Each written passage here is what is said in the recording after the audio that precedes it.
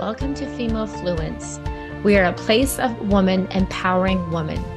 This is a safe environment where females are not judged nor afraid to flourish.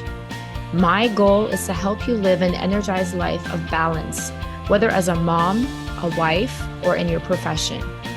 It is time to have self-worth and self-compassion. Live in the present moment and surround yourself with only healthy connections. So join me, Promash Shur, a woman empowerment life coach, an educator, and a mother of three, to help take you on a journey of true identity and inspiration. Unlocking the potential of our subconscious mind is a gateway to achieving success in our lives. It's a pivotal moment to chart our course forward. While desires possess considerable influence over our lives, many struggle to harness their power effectively. Desires are not some fancy ideas, but reflect our values, hopes, and dreams, and can be a powerful source of motivation and direction to push us to live a life of purpose. Understanding our desires empowers us to channel our energy and efforts towards realizing them. This realization serves as an opportunity for profound life transformation. Our desires and manifestations are not random. They exist as catalysts for personal growth. Manifestation, at its core, is a transformative journey, a process of embodying the very essence of what we seek, actively drawing in the life we aspire to live. This revelation beckons us to embrace a change and embark on a journey of self-discovery and fulfillment. This is where my guest comes in today. Trez Ibrahim is an author, speaker, master success coach, and spiritual catalyst, empowering men and women to live a life by design and assisting them in leveling every area of their lives. Trez believes that we all have the power to manifest anything we desire. We have to believe it, we have to envision it, and we have to take inspired action. She's highly intuitive and insightful. She has been bringing guidance and clarity to clients from all over the world with her keen ability to use a variety of modalities and tools. At a young age, her parents moved from Egypt to the United States in order to seek freedom from oppression and a life they had dreamt possible. However, as she will tell us today, the American dream didn't seem like it would ever become possible for her family, leading her to depression and kind of tearing everything that she ever believed or hoped for. Hence, this is where her journey began. She decided that she had to search for meaning, for purpose, and the secret of how to live the life of her dreams. Trez, welcome. Welcome to Female Fluence. I'm so happy to have you on my show today. Thank you so much. What an honor. And I loved hearing your introduction.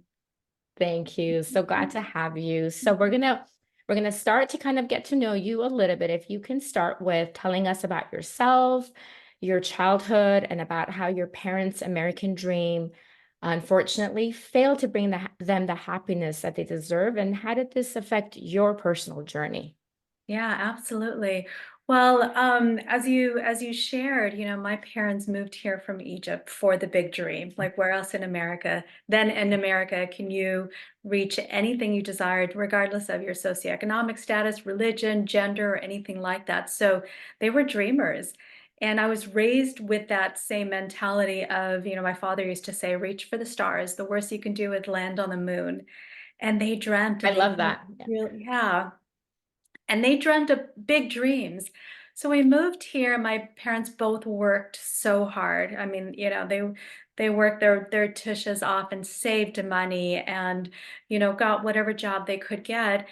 And they kept dreaming and they were investing in real estate and just again learning about money. And my parents wanted the big house. They wanted to travel the world. They wanted, my dad wanted a farm and a swimming pool.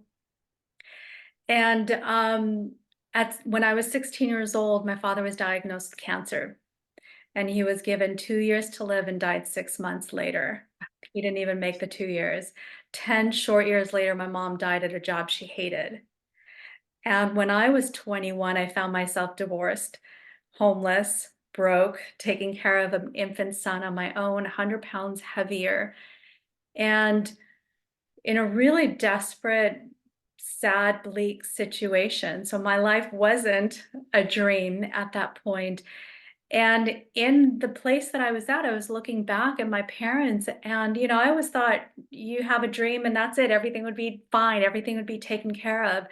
And the first time in my life, it dawned on me that it is possible to have a dream and to die without realizing any of the dream, because my parents never got to enjoy the fruits of their labor. They were Yeah, still working and saving. And by the time my mom passed away, she had lost everything my dad had built, or they both had built while he was alive, just because of poor decision making. And it was really hard on her to lose, her husband. of course. And so realizing that it's possible to die without your dreams was just a rude awakening, and it scared me for a while. And again, because I thought that's all you needed to do is dream and everything would work out.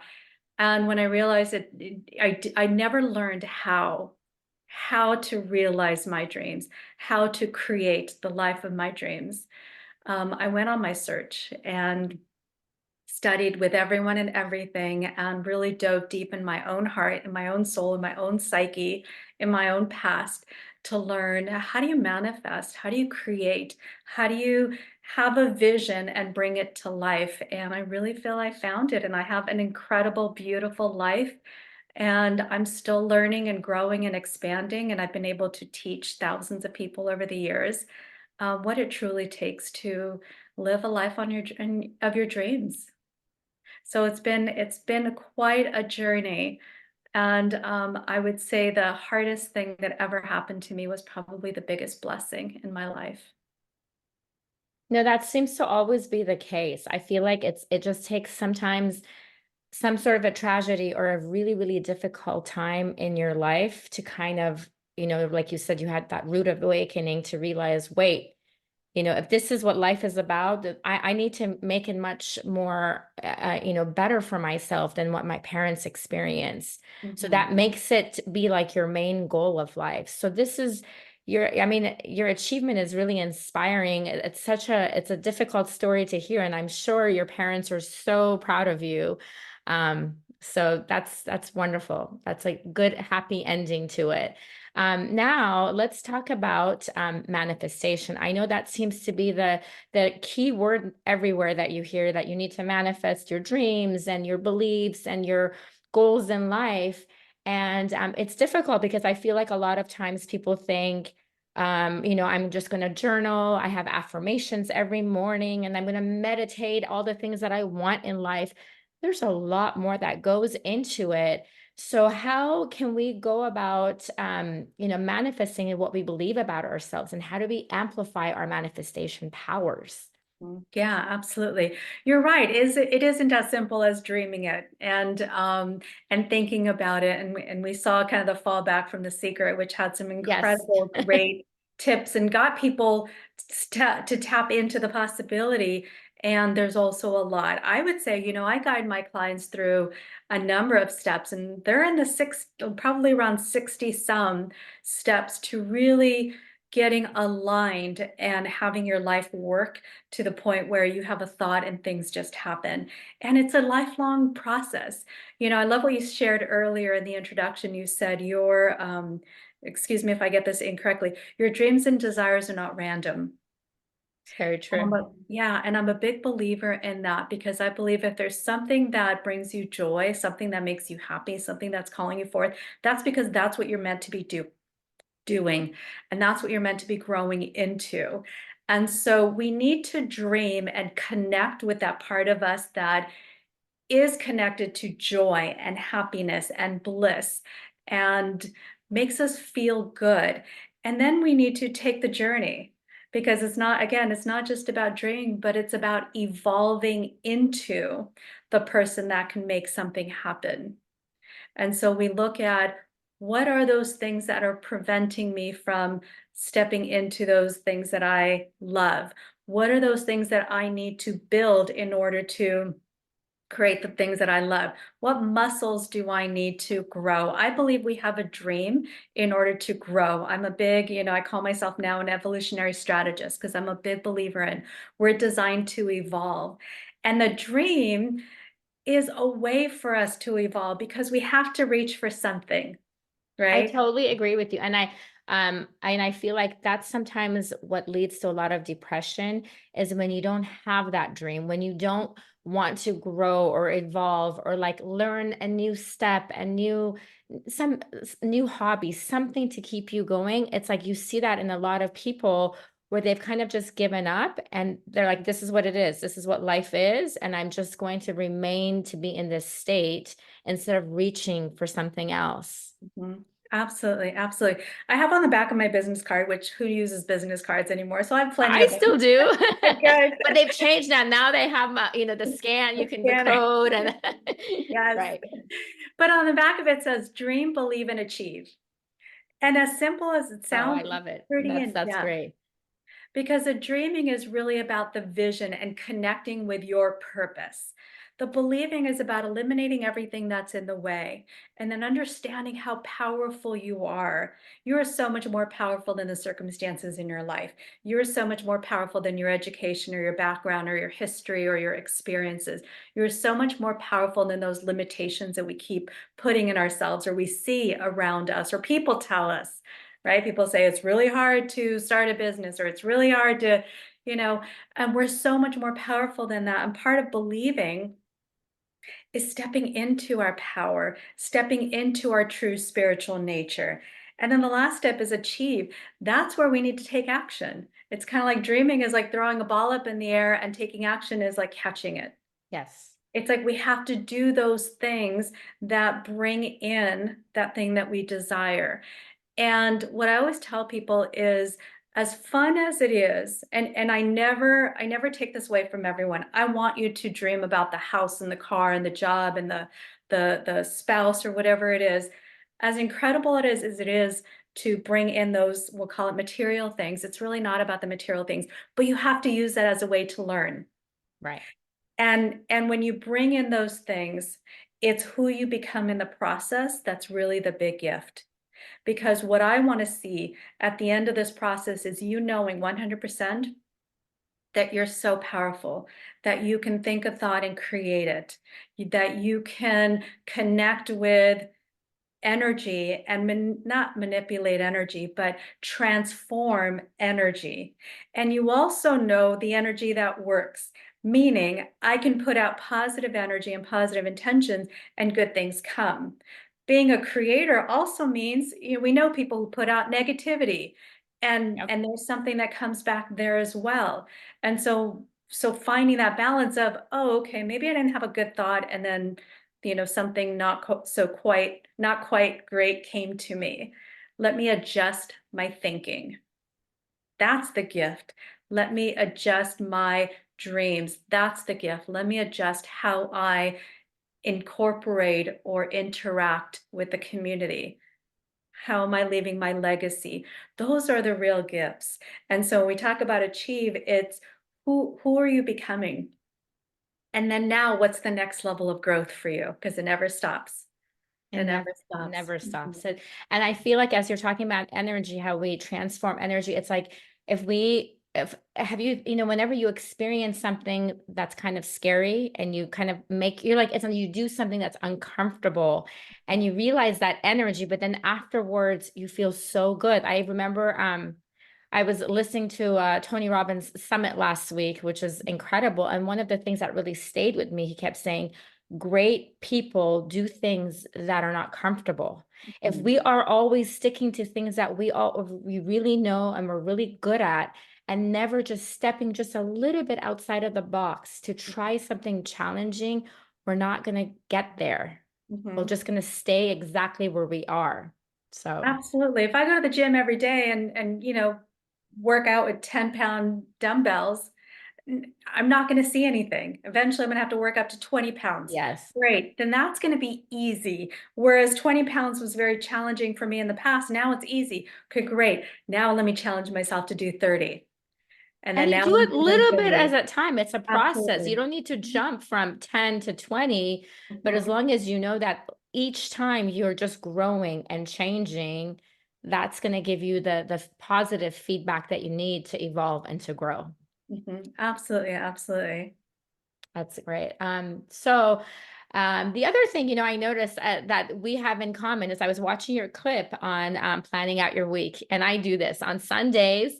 I try to plan my week, and I'm just like you, a paper planner. Everyone makes fun of me because they're like, "You still have those old school planners?" I do, and what I do is I write that, and then I have to. It's like another step. I take the time to transfer that into my phone calendar, because then that way if I'm on the go, I can see if I'm available. There's just something about the power of writing. I don't know, and I need to see it out there. But one thing I really loved is your scheduling process, because you set your intentions of the week, but most importantly, you're the student of your own calendar. And how do you stick to that calendar? Because Trez, I really try to set up schedules, and I set my goals, and then I'll say, okay, like I am not going to work past 5 o'clock. And then something happens, I work later, or after dinner, I go back to my office and I start working. And then I get upset with myself, because I'm like, I need to set boundaries for myself and just stick to them instead of kind of bending the rules all the time. So do you do that? Or are you pretty much like, I go to bed at this time, I stop working at this time? Mhm. Mhm. So I have this whole routine. Let me see if I can give you the Cliff Note version. Um, I put down my important things on my calendar. I'm very much a student of my calendar. If something needs to get done, it gets written down. And then I also have blocks of time where I'm free. And so to me, the discipline creates more freedom. I have this thing where I believe you dream in years, you set goal, or sorry, you dream in years, you set goals for the year, you plan in months, you evaluate in weeks, and you execute daily. So when I look at it, so we'll break it down to the month. What is it that I am wanting to create over that month? And I set my big markers, maybe Okay. 4 or 5 things. And that's kind of on the side. Now I only plan every week at a time. So when I have, let's say I'm creating a project or a proposal, and I am preparing for a talk, and I am um, doing an edit on my last book, and I am working on my fitness. So I look at, okay, what are those steps required for each of them? And then I have to calendarize them. So Monday from 8 to 10, I'm working on my book. From 10 to 12, I block that time out for my clients. 12 to 1 is lunch. 1 to 3, I'm very much like, where are those projects going? And I'm very honest with myself as well. I didn't used to. I thought I could, write down a massive to-do list. And That's what I do. yeah. And then by the end, I'm like, oh my gosh, it's 5 o'clock and I'm only halfway done. And Yeah. that's when I stress out about it. Yeah, absolutely. And I'll tell you, a lot of times we're doing things that really are inconsequential. It's not going to move us forward. So really starting with those big rocks and putting and planning it out So you over the kind of week. work backwards. Like you set the Always. goals, and then you're like, okay, these are my 5 goals for the week. So then what do I do? And then you really are that precise where you write like 8 to 10, 10 to 12, instead of just like, Absolutely. I kind of just go, okay, this is like my work day, and it's like a whole list. Yeah. No. And then you lose And track of time. So do you put a timer and then you actually stick to it? I don't anymore. I used to have one of those hourglasses Yeah. that I really liked. It was so beautiful on my desk because I would work in like hour chunks of time. Right now, I'm pretty aware of the time. I think because I've been such a student on my calendar, I'm okay. But I would suggest if someone's starting new to definitely do the timer. Here's the problem with a big to-do list, because again, I've tried it all. This is how I've come to my formula is transitioning from one activity to the next takes time and takes an energy shift. And oftentimes, if we've just got, a bunch of to-dos, then it feels like we're working we're going on a marathon. And a marathon's Yes. exhausting. Have you ever seen someone at the end of a marathon? They're just like spent. And that doesn't really serve our rhythm and the fact that we need to kind of switch off to a different channel. So working in blocks could be all my phone calls are going to be made at a certain time. So I'm in that mode to say, hey, how are you doing? And having that type of And then conversation. you shift, right? Absolutely. And then I shift. All my emails are going in this block of time. If I'm writing, there's definitely a, block of time. An author, William Faulkner, used to say, I only write when I'm inspired. And I happen to be inspired every morning between 7 and 9 a.m. And it's such a powerful quote because what that tells me is that people think I'm going to feel like doing something at a certain time, or let me wait until I feel like doing this. When am Right. I going to make that phone call? I don't really feel like making that phone call right now. I'll hold off on it. And oftentimes we don't get through our to-do list because we don't really feel like doing something in the moment. But when we have it scheduled, it's kind of like our brains are prepared for it. And then that part of it now feels like it because it's got to get done. There's no more negotiating with the momentary emotions, which, we're all going to be fluctuating up and down. So there's no negotiating. I look at my calendar and I do what it says. The decision's already made. I don't have to negotiate with myself. And so blocking those times really does help. So if there are a bunch of things you need to do, separate them, Mhm. compartmentalize them. And that will make you much more effective. And then also what I see is people set these big goals and they're like, yeah, I'm going to do all these things. And then the end of the month comes or the end of the year and they haven't made any headway. Yes. But when you're evaluating on a weekly basis, okay, how far have I come? What's the next step? And I actually write that out, you'll find you're so much further on your dreams and goals than you could ever imagine. There's no way not to be. I really love that. I mean, I do week by week, but then I feel like my week, like when my husband looks at my calendar, he's just like, oh gosh, like I don't even want to look at it. So I think I just need to organize it in a better way. So I kind of have like, have some compassion for myself. And it's like if I need to stretch in between, different things that I want to shift, then Mhm. you're right that there's no negotiation, and then your brain kind of knows, okay, this is the time for this, instead of in between making 5 phone calls then going back to like writing. Yeah, Mhm. that's Yeah, very and I highly organized. encourage after every hour a 10-minute stretch break. And it doesn't mean scroll through social media. It doesn't Yes. mean, oh, this is my break. Let me go do emails. Let me just breathe, go out, get some Go sunlight, drink outside. some water, move your body a little bit, do a little dance.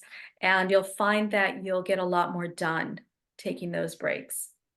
Okay. Yeah, you Yeah. are you are a student of your calendar. I love it.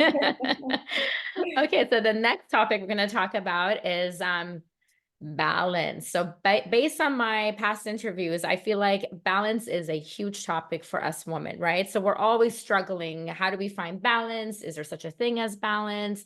Lately I've discovered that basically there is balance, but really like you can do it all, but you can't do it all at the same time. So, you kind of have to find that balance for yourself. Now, you introduce balance as a complete different way. You introduce it as a dance. So I Mhm. wanted you to explain to us how, because you say that balance is a dance and it relates to the 4 archetypes of woman. You state that instead of balance, we create a dance to bring all those 4 archetypes to life. Can you elaborate on these archetypes and teach us how to learn this dance? Yes, yes. I so love that question. And I love talking about this. I don't believe in balance. Balance kind of implies that two things are equal and it's stagnant, right? Yes. It's like I Yeah. can't I can't maintain balance 100%. And then I beat myself up if I'm, teeter-tottering. So I do believe in dance. There's times where, and you're a successful business owner. There's times where you're 100% focused on your business. And at that point, you're not a wife or you're not, dealing with your relationship. And then other times where you're out on a date and you're 100% focused on your relationship, or children, you're 100% focused on your children. And that's really the the goal is to be 100%. One of my mentors, Jesse Itzler, says, be where your feet are. So if I'm here right now, 100% of my energy is here. Right. And so the dance means, I'm going to move forward at one point, I'm going to move backwards at one point, I'm going to be focused here, I'm going to be focused there. And when we talk about the four feminine archetypes, it's from my book, The Modern Woman: Discover Your Inner Sweet, Sexy, Badass Queen. And when you look at those four concepts, those are four types. So the sweet is the mother. She's the nurturing, giving, loving part of a woman. And we all need that, right? That's what makes us special as a woman. And the mother, the sweet mother in a woman is so connected to other people's needs. Like she knows she anticipates your needs even before you do. And she's willing to connect with you, and she is intuitively connected. That's why, a child could be crying or just about to wake up in the other room, and she knows they're about to wake up, or she gets a sixth sense about her child who's out at a party or something. Now, it's such a beautiful part of a woman that's so connected to other people's needs, but you could see the danger in that.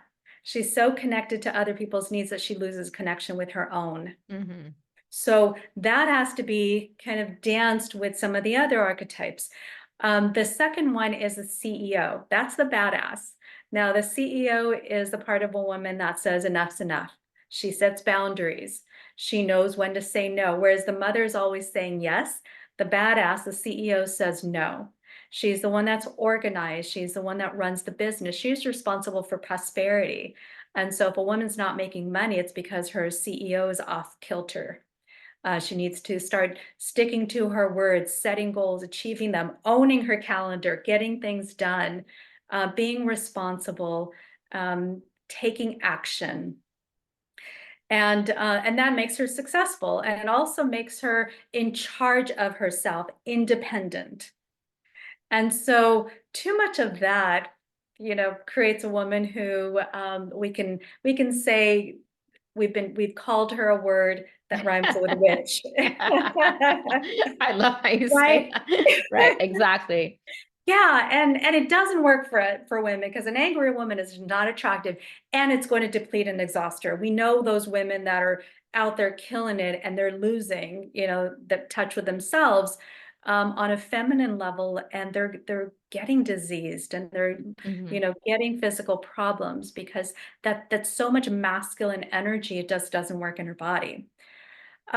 So we want to have fun. The women need to be in touch with their sexuality and sensuality. We're beautiful sentient beings. And so the playmate is the sexy part of her.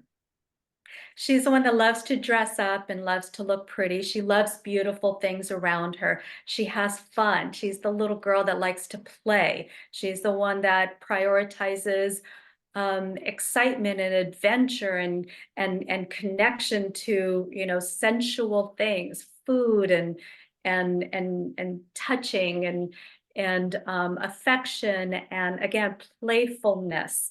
And that's important. Number one, it's important for the mother, because she can get a little too focused on their people, and Yeah. definitely for the CEO, because she can get too serious.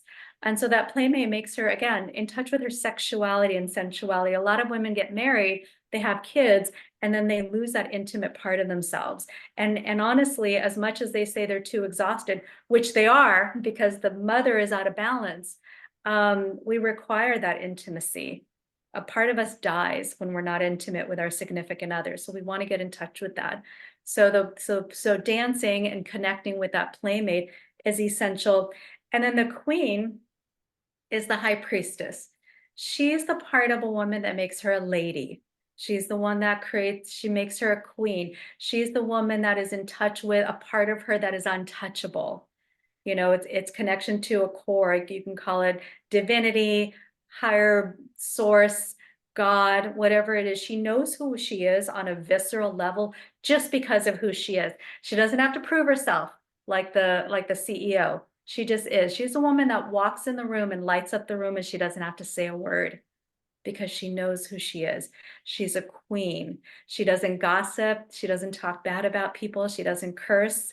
She doesn't put anyone down. She holds standards. She's the one that creates the standards for everyone around her, for her business. She's for her husband, requires that he is, acting in a moral, integrous way.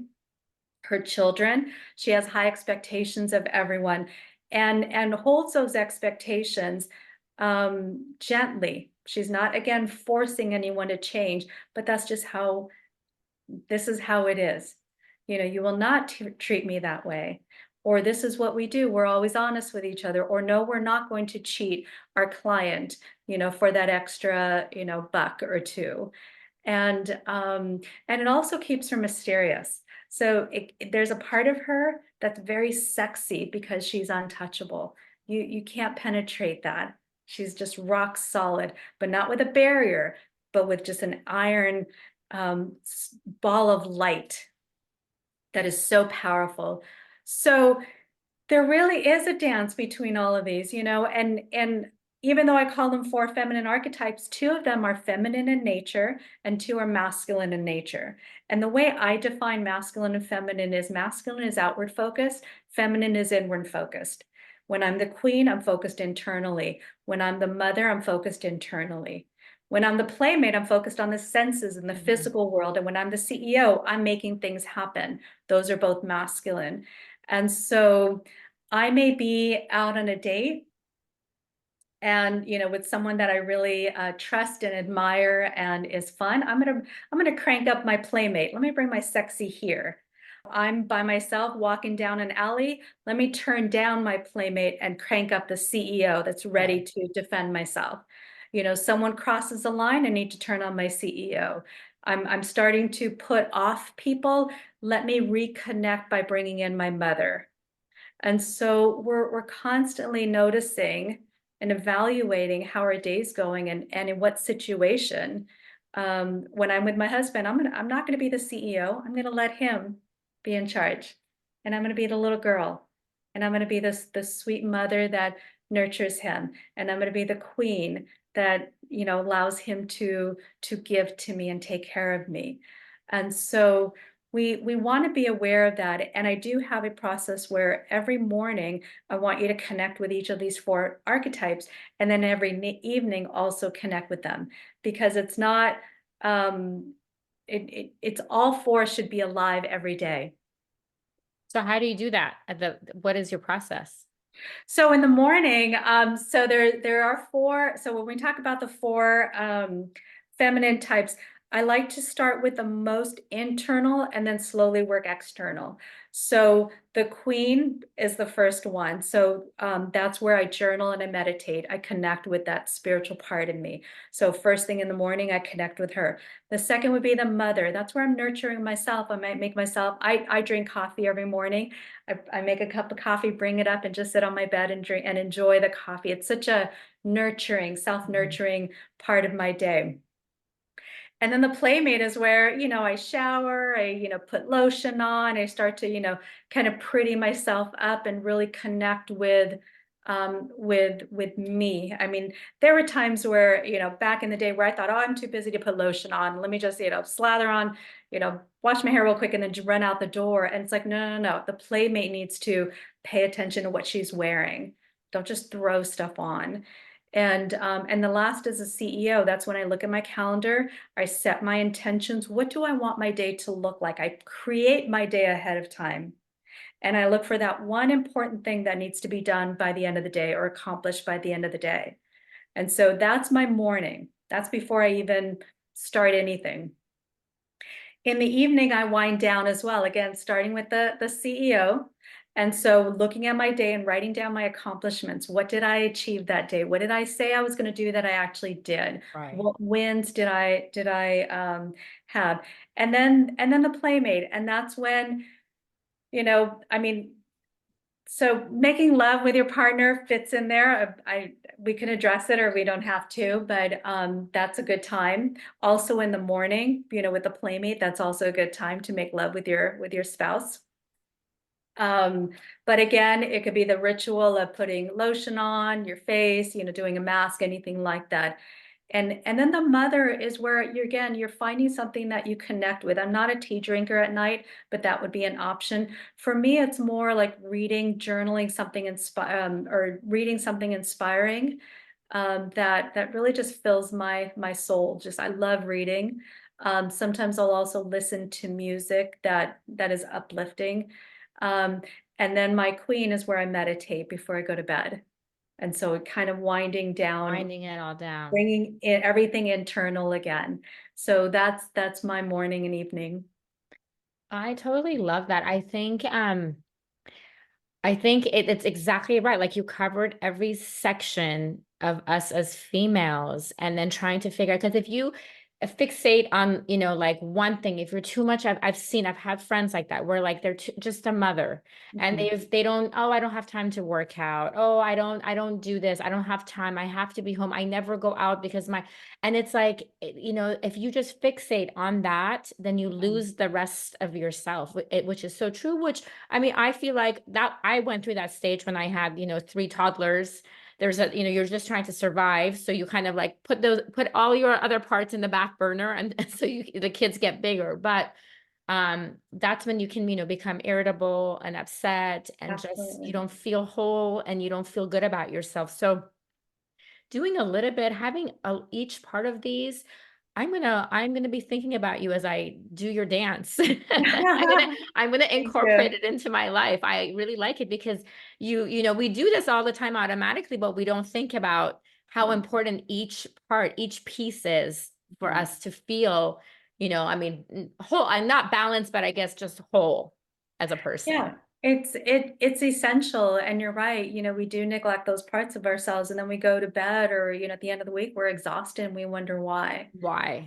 And it doesn't. We're not as effective, and we're not as healthy as we could be, and Yes. we're not. And so when we kind of say hello to the four parts of ourselves every single day, we're so much more effective, and then we can go to bed excited and happy and filled with energy versus depleted and exhausted. Yeah, that is the key. Now your recent book, you touched about on it right now, but first, I love the title, "The Modern Woman: Discover Your Inner Sweet, Sexy, Badass Queen." Mhm. So Yeah, I know great you to talked a cover. little bit. There you go. There's your book. Wonderful. You talked about it a little bit, but what made you write about this queen? Yeah. How did you come up with this idea? Oh gosh, I started writing this book, I'm ashamed to say, in my early 20s. It's like 30 years ago. Don't And be I ashamed. You completed it. You have to be proud of yourself. thank you. I completed it. Yes, it was definitely a big win for me. And I thought, why didn't I do it earlier? But it was definitely an accomplishment. Um, I wrote it as a desperate call for help. Because as I shared, I was going through a divorce. I was 100 pounds heavier. I was lost. I was running a business and just exhausted and depleted and burnt out. And I was very much in my masculine energy, trying to, take care of my child. And I felt like I had done a lot of things backwards. I didn't know what it meant to be a woman, and I had to figure it out. And so, I like to call myself as a daughter of the feminist revolution, where, we were promised equality. And instead of equality, we got a whole lot of extra work. And I saw my mother, work just as hard as my dad did, 9 to 5. And then she came home, and while he With got her his second skills job. set, exactly. Her second job started, and I saw her cook and clean and take care of the kids and the animals and laundry and dishes, and it's just exhausting to think about it. And growing up, I thought, heck no, like I did not want to be that. And so I went the opposite and became what I call my father's daughter. Like I wanted to be just like my dad, to go to work, be successful, and be celebrated for her accomplishments. Because my dad, was celebrated for his accomplishments, even though my mom worked just as hard. She was just a mom. And so I did. I was an independent woman. I could take care of myself. I don't need a man to control me, to tell me what to do. And I got married, and I wrote about this. I wrote about our first fight. We'd just come home from the honeymoon, and the dishes started piling up in the sink lurkingly. And I noticed them, and I was thinking, oh no, I am not going to be that woman. I'm an independent woman that works just as hard as you. I'm running a business. And obviously he's the man, so he wasn't going to do the dishes either. And that led to our first fight. The dishes just And piled up. Oh yeah, it was horrible. And then other things like I'm a smart woman, right? I'm independent. I always knew the best way to drive somewhere. So if he made a wrong turn, I made sure to tell him. I made sure to tell him the best, easiest way to do things. I made sure to tell him when he was wrong. So that competition really created a lot of conflict between us Right, and turned me into the man. And again, he was looking for a woman. And then I found myself alone wondering, well, why isn't anyone taking care of me? Well, because I was too busy out there proving that I didn't need anyone. right, And being in this place, I just realized, okay, something's off. Something's got to give. I need to figure out, how do I not lose my independence, but still be a girl, still be open to receiving, still be connected to that part of me that wanted to give without getting taken advantage of. I saw my mom, she was a martyr, and for a while when I swung the other way, I was a doormat, and people were taking advantage of me. And so I had to figure out, okay, how do I become a woman? How do I do this thing in life where I've got to make money and I've got to take care of a child and I have to connect with my femininity and I want love in my life? And am I supposed to be strong or am I supposed to be weak? Does weak mean, being submissive? Is submissive bad? And so I um I did a lot of soul searching and studying and obviously working with women, and I believe I found the answer. And it's really in these four feminine archetypes and being so connected with them that I know how to be and what to connect to in every situation at work, with a man in my life, as a parent.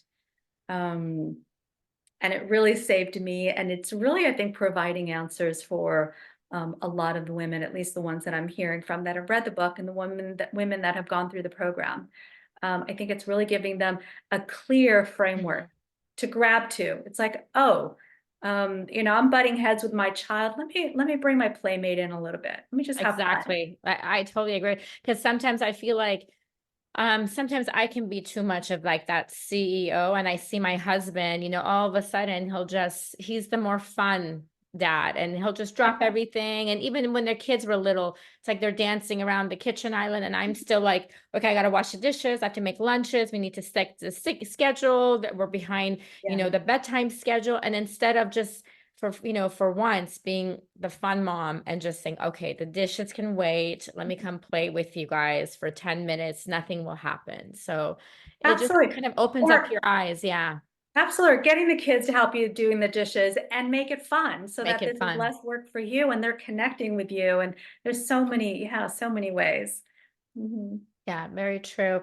Now, what you actually spoke about the feminist revolution and how, I mean, if we go back, the role of a woman has changed from, many years ago, from 100 years ago. So if you can kind of touch to share with us, how do you think the role has changed from 100 versus 20 years ago and to recently? Like, how do you see the progression going and how it's affecting us females? Yes, yes. Well, I believe, I mean, there's never been a better time in history than now to be a woman. 100 years ago, I look at my grandmother who wanted to be a doctor. She was a smart cookie. And her father said, no, your job is to get married and have kids. And that was it. Right. And then I saw my mom, like she could get married, have kids, and have a job. How great was that? But she was a martyr and she worked, her tush shop, and she really never gave to herself. She never received. And she was exhausted and depleted and burnt out. And I think over the last, I want to say my lifetime, we've swung the pendulum where we just wanted, forget the being the mother and forget being, the caretaker. We're all about ourselves. It's like the boss babe, right? Boss babe is CEO playmate. Well, what about that part of us that wants to give? I had a woman at a lecture I was giving one time ask, okay, so does that mean I could stop giving because I've been giving all my life, and I'm just exhausted and depleted? And I said, for now, yes, because you need to get back into balance, start giving to yourself. But I tell you, you cannot go the other way where you just stop giving to everyone, because feminine nature by definition is about giving and connecting. So we have to nurture ourselves, otherwise we lose our feminine connection. So get back in balance, but know that the best part of you wants to naturally nurture others. We care. The Yes. feminine energy is very caring. Caring. And so, and there's a lot, I mean, women in their 30s right now that are in the boss babe, like none of them are having kids. They don't value parenting. And unfortunately, a lot of children are raising themselves. And we've got an epidemic right now because that's not valued. Being, a mother, taking care of your family, nurturing is not being valued. It's so And in true. essence, it's almost an insult. Like, what do you mean? My job is to take care of the kids. No, that's and Right. it doesn't work. So I think what's beautiful about now is we could really incorporate all of it. I mean, I truly mean it when I say you could be, do, and have all of it. And what I mean by that is we don't want to lose connection to our femininity, that part of us that is very spiritual, because feminine nature is the spiritual um, holder of society, and also the nurturing connection. And we get to add the expressive part of us. We were never able to express ourselves in the past, meaning starting the business or having the idea or leading the team or building an empire. All of that is a way of taking our ideas and nurturing them in a way that now we can have the physical manifestation of it. Right. Women are incredible as CEOs and business owners. And as long as we don't lose sight of who we are, by nature. So right now, excuse me, if women can honor the fact that, yes, this is a great time. I get to do things. I get to take an idea and go out and make it happen, whereas my grandmother couldn't. We have And choices now. we Exactly. have more choices and more flow. I always say evolution is about range. It's not one way or the other, but it's like now I have all this available to me, and I can be a mother and I can be a wife and I can be, business owner, and I can have fun and connect with myself. And I need to be so in tune with all of them that I can do it without being exhausted and depleted. Right. So, and taking that time to have fun and taking that time to nurture in myself and say no when it's appropriate, and really allows me that space. So we have an incredible opportunity right now. But it's not about pendulum swing, it's about range. Range. Yeah, that's very true. So now how about another topic I wanted to touch on is reacting versus responding. Because I know there are many times that, I know we all go through that. We're having a rough day and maybe our child comes and says something to us or our husband and whatnot. And we kind of, it triggers us and we have the wrong reaction. And then, 10 minutes or an hour later, or even the next day, you're ruminating about, oh gosh, why did I say that? The reaction didn't really match the situation, and you feel guilty about it. So you kind of touch about how we can train ourselves to be more reflective and conscious when responding to different situations and being aware so that we respond in a better way. Absolutely. I'll tell you, a big part of that is the being in touch with the queen, the high priestess part of us. It goes Because back to the archetypes. yeah, absolutely. This really is the answer to everything. Yes. We talk about relationships, how to run a business. I talk about the archetypes running a business, parenting. But with responding, when the high priestess takes that time for herself, takes that space, kind of slow everything down, you shut everything down. And when you can take the time every single day to quiet your mind, then you're not running that rat race, Yes. all day. And when we talk about reacting means you're acting again. And again, meaning what? The way you've done in the past. It's Mm-hmm. an immediate program, meaning you're just on autopilot. But when you create that space in the morning and in the evening where you get to connect with yourself and you quiet yourself, you quiet your mind, you let go of all the worry, the stress, the problems of the day, then you're no longer on autopilot. It's almost like things slow down. I love that scene from The Matrix where Neo's getting bullets. Do you remember that movie? Yes, The first yes, one, yeah. all these bullets, and he's almost like in slow motion, Slow motion, yes. avoiding those bullets. That's what happened. That's what happens when you're connected to your high priestess. Everything in life starts to slow down, meaning you notice when things are coming at you. Yeah.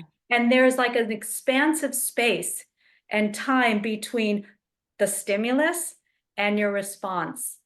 And you get to choose your response. You're a lot more powerful in that place because when you can see something coming at you, you have time to think and you can Make the right choice to make a make. better choice. Absolutely. Absolutely. So that's a big part of it is understanding that, okay, I'm acting again, which means I'm on autopilot. Something happened, someone pushes a button, this is immediately what happens.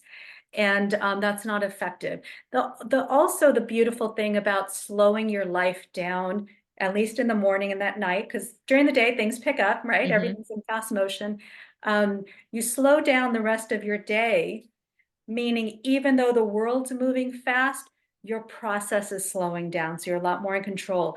And then if you do say something that you regret, I wouldn't say regret, I don't like that word regret, but that you would have chosen differently, Mhm. you can reflect on that and say, you know what, I snapped at, my child and I would really, I wish I didn't.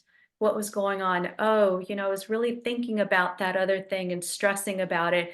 And she surprised me or he surprised me. And I misplaced my worry onto her. And I don't want to do that again. And even just in that decision, I don't want to do that again. That's So not you're who I am. acknowledging it and you're being aware of it, is the key. And I really resonate with that because I notice for myself, if I don't have that, it doesn't have to be like a long time, but just so you're saying, if I meditate or go for a walk or get a chance to do yoga or something for myself, I'm much more patient and much more understanding. And everything is kind of in that slow motion. I can, I have compassion for someone Mhm. who's talking to me and I'm not going to respond angrily. So it makes a huge difference when you're in that state of mind.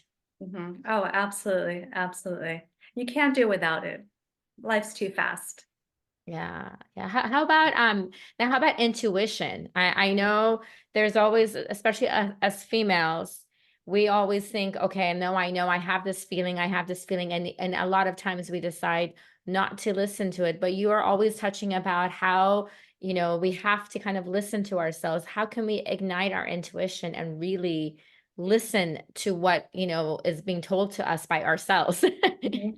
Yeah, absolutely. It's as simple as listening. Everyone's psychic. We've all, like you said, we've all had that gut feeling or that nudge, and we either followed it and something happened that reinforced it, or we didn't follow it, and again, something happened that reinforced it. And the problem is there's so much noise and chatter in our head and in the world that we confuse it with other voices.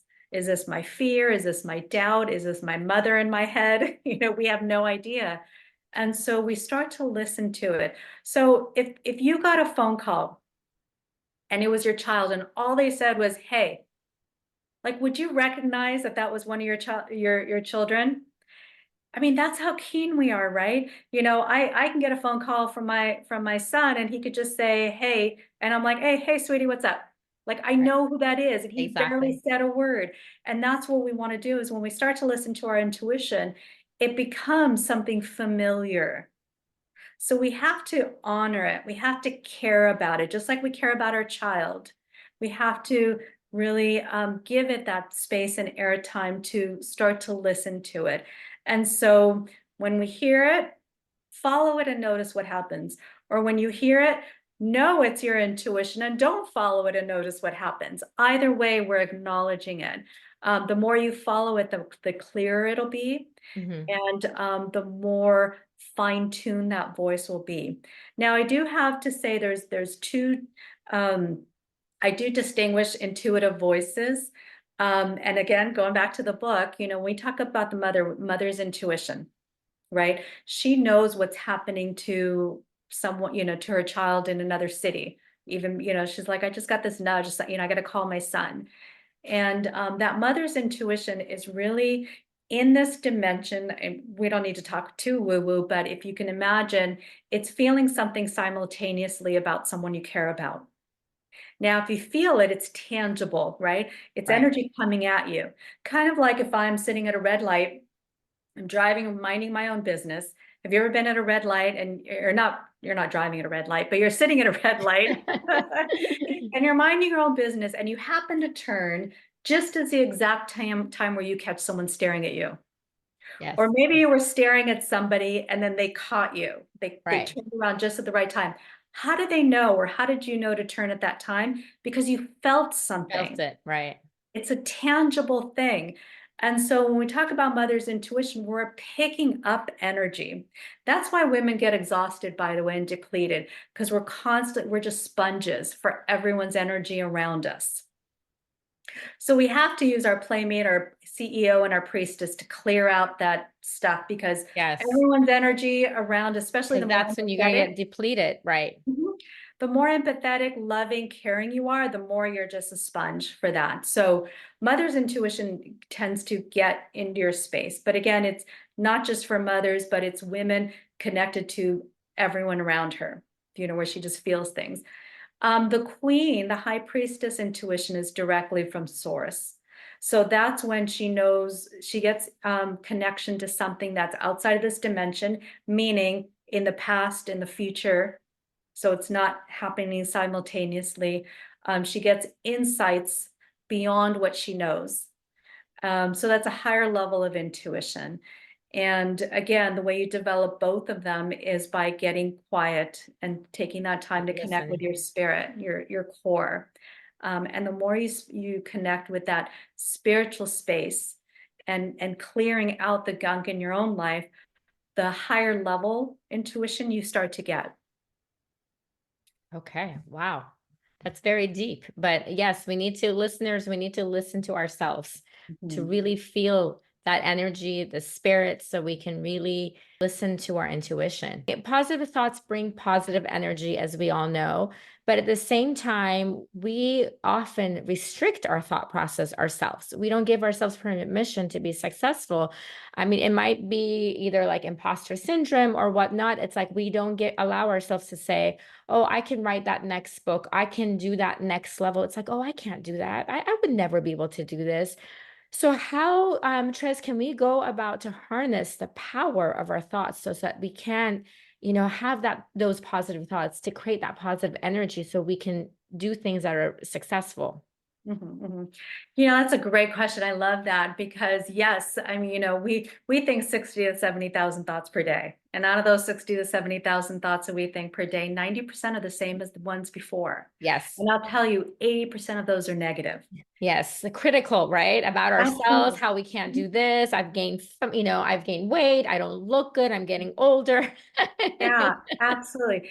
And again, I'm big on loving every part of who you are, including those voices, because they're there for a reason. We're designed for survival, so our psyche is going to be looking at the danger. So we want to focus on what's wrong in every situation to protect ourselves. So if we notice that and don't give power over to those energies, then we're not resistant to it. It's like, oh yeah, I may be scared of writing this book because people are going to laugh at me. Oh, well, I'm going to write it anyway. Yes. I mean, how simple is that versus, oh my God, people are going to laugh at me and they're going to say you suck and they're going to do this and that. And then that becomes the boogeyman that overpowers me versus turning on the light and say, oh, I see you. Yeah, I'm going to do it anyway. And so it's starting to lessen the power of those thoughts and realize that, oh, that's just the past talking. Our thoughts are really programs that we've been programmed with since childhood. It's things we've heard, things that we've been told, The things that stories we tell ourselves, right? absolutely, absolutely. And if you can just kind of play a game of, I get to choose what I want. I get to choose my thoughts. I get to choose what's good for me. And initially, it might feel like you're faking it. It might feel like you're lying. But if you just play with it, and again, playing, you know, um, it kind of loosens up the tension and the Mhm. stress and the worry and the doubt around it, then you open up to opportunities. And then you try it thinking, you know what, I may fail, but I'm going to do it anyway. And guess what? You probably do much better than you even thought you could, possibly do. And so even in my, I teach clairvoyance, and in my class, I tell them, pretend you're a kindergartner. And I want you to, you're in kindergarten right now and you're just making it up. And again, because people think psychic, let me get the right answer. Let me see the future perfectly. So much pressure. You're not going to read anything. But I say, just make it up. You're in kindergarten. Have fun. Make it up. We go through a process. And the first day everyone's reading, and the people that are reading are validating that they're accurate because they're playing. So I say, be the playmate and play with your life. Let's let go of all of this tension and stress over our thoughts. I heard someone say, who is it? Not Joe Dispenza. Someone said, don't believe everything you think. It's It's it's so what true. It is so true. And we have to yeah, just let go of that judgment. It's like, it doesn't matter. Do what you want to do and do your best, and don't worry about the outcome yet. Just mhm. just give it your best try. Absolutely, absolutely. And choose. You ask a little kid, what they want or what they think. Oh, I want to fly to the moon and I want a pony. I just did an Ignite live workshop, and one of the participants brought his daughter, and she was dreaming of ponies and all kinds of fun Oh, stuff. how fun. And and That's and good. you That's a know, good way to start them early, right? Absolutely, Yes. absolutely. So we need to get in touch with that playful part of ourselves, and not be so serious. And then we find we're much more powerful. Yeah, that's very true. Wow, Trish, I think given all the points that we have talked about, your insights today have truly been enlightening. I think we've all gained a profound understanding of the significance of embracing our feminine archetypes as women. I think it's crucial to navigate the delicate dance, as you said, of integrating all four archetypes into our lives, and obviously avoiding the pitfall of fixating on one at the expense of the other. Central to our journey is a recognition of the transformative force of manifestation, like we spoke about. Crafting a compelling vision for ourselves extends beyond the realms of journaling and vision boards. Even though those are great things to do, manifestation still demands a sincere belief in our desires and dreams. So, to all our listeners today, let this resonate. Your positive thoughts wield extraordinary influence, generating the positive energy essential for manifesting your dreams and desires. Carry this wisdom with you as you navigate your path forward. Thank you, Trez, for being a wonderful guest on Female Fluence today. Is there anything else you would like to share with us? I just want to say thank you so much for having me. It's been an absolute pleasure. And please feel free to reach out if you have any questions or want to get involved in our community. Thank you. Thank you so much. All our links will be shared in our show notes. So then anyone who wants to get in touch with you, I will make sure your information is there. And thank you again for being on the show. Thank you everyone for tuning in today to Female Fluence. Together we can influence and motivate other mind-like females. Your job is to feel alive, be in control, and always be true to your own self. Please don't forget to subscribe so you can continue feeling inspired. All the links and notes from this episode will be posted on my website, femalefluence.com. Don't forget to also follow me at Female Fluence on both Instagram and Facebook. Lastly, if you are in need of a woman empowerment life coach to help you identify the barriers that keep you from living the life you seek, please send an email to info@femalefluence.org. Remember, my friends, don't just exist, but live your life to the fullest. I'm your host, Pearl Mashur. Until we talk next time.